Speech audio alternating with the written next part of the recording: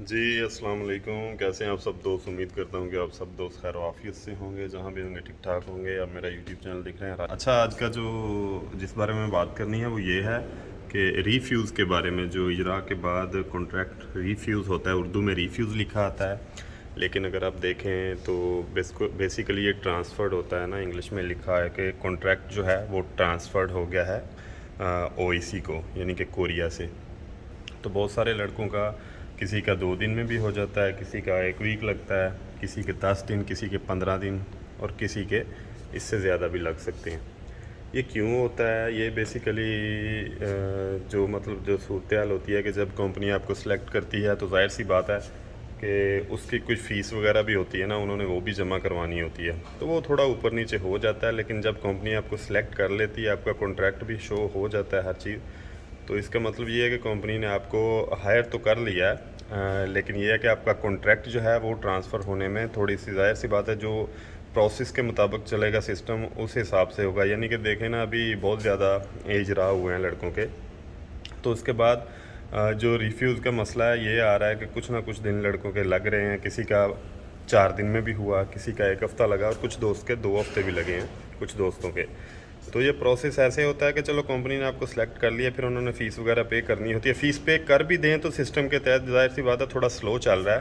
तो उम्मीद है कि ये जल्द इंशाल्लाह ताला जिन लड़कों के भी इजरा हुए जल्द से जल्द ये रिफ्यूज़ हो जाएंगे। प्रोसेस के मुताबिक ही होगा ना। ज़ाहिर सी बात है कि कोरिया में भी अभी इतनी ज़्यादा कंट्रीज़ के जबकि वीज़े आए हैं, तो ये ऐसा ऐसा सिस्टम चलता है। ज़ाहिर सी बात है जब कॉन्ट्रैक्ट ट्रांसफ़र करते हैं तो उसका प्रोसेस ये ज़ाहिर से कंप्यूटर से यहाँ से ऑनलाइन ही करते हैं ना। तो बारी मेरा ख्याल है कि जिस चीज़ की बारी जैसे जैसे आती जाएगी वो करते जाएंगे।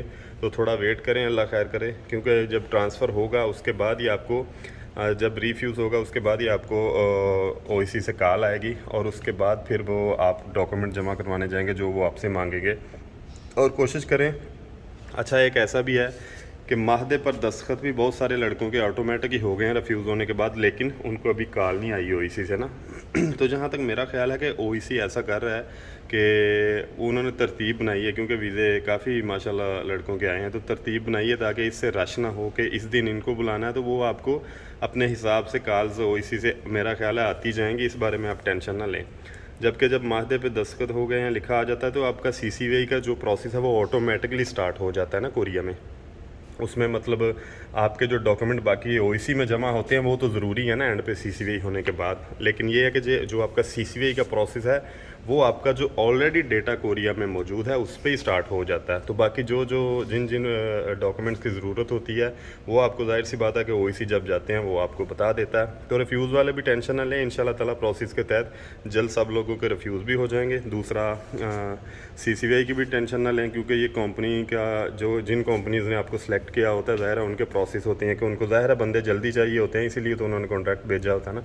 तो इस हिसाब से इंशाल्लाह ताला उनके सीसीवीआई भी जल्द कुछ दिनों बाद स्टार्ट होंगे, तो ज़ाहिर सी बात है उसके बाद फिर फ़्लाइट्स का शेड्यूल भी आ जाएगा साथ साथ। तो ऐसी टेंशन ना लें। बाकी ट्रेनिंग जो लड़के कर रहे हैं उनको भी गुड लक है, तो जो लड़के पेपर दे रहे हैं सबको गुड लक है। बाकी इतनी टेंशन ना लें, अल्लाह खैर करे, सब बेहतर होगा। में प्रोसेस के तहत चलती है, तो बस इस चीज़ को ध्यान में रखें। इंशाल्लाह ताला इन वक्त के साथ जब भी आपकी नसीब में बेहतरी अल्लाह ने लिखी है, अपनी दुआ में याद रखिएगा। अल्लाह ताला आप सबका हामी नासर हो। अल्लाह निगहबान।